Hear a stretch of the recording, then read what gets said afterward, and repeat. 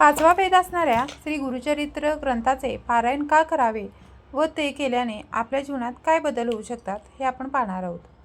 भरकटलेल्या मनाला योग्य मार्ग दाखवण्याचे काम श्री गुरुचरित्र पारायण करते. आताची युवा पिढी थोडासा जरी मानसिक त्रास डिप्रेशनमध्ये आलं तर ते चुकीच्या मार्गाला जातात व ज्या गोष्टी त्यांनी करायला नको त्या गोष्टी त्यांच्याकडून नकळत घडतात. हे सर्व होऊ नये यासाठी श्री गुरुचरित्र पारायण करावे.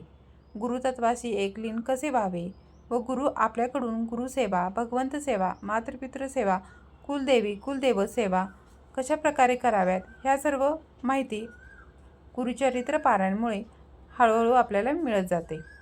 आपल्या जीवनात ज्या गोष्टी शक्य नाही किंवा आपण ज्या गोष्टी प्राप्त करण्यासाठी अहोरात्र कष्ट करतो पण एक वेळ अशी येते की हे आता आपल्याला नशिबात नाही किंवा आपल्या जीवनात पूर्ण होणार नाही, त्या सर्व गोष्टी घडून आणण्याचे काम श्री गुरुचरित्र करते.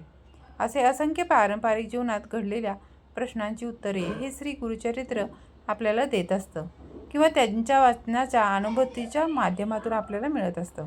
त्यामुळे सर्व सेवेकरी भाविक भक्त यांना विनंती आहे की आपल्या गुरुंनी आपल्या सर्वांना अतिउच्च कोटी सेवा करण्याची संधी या स्वामी पुण्यतीर्थी 9 एप्रिलच्या माध्यमातून दिली आहे.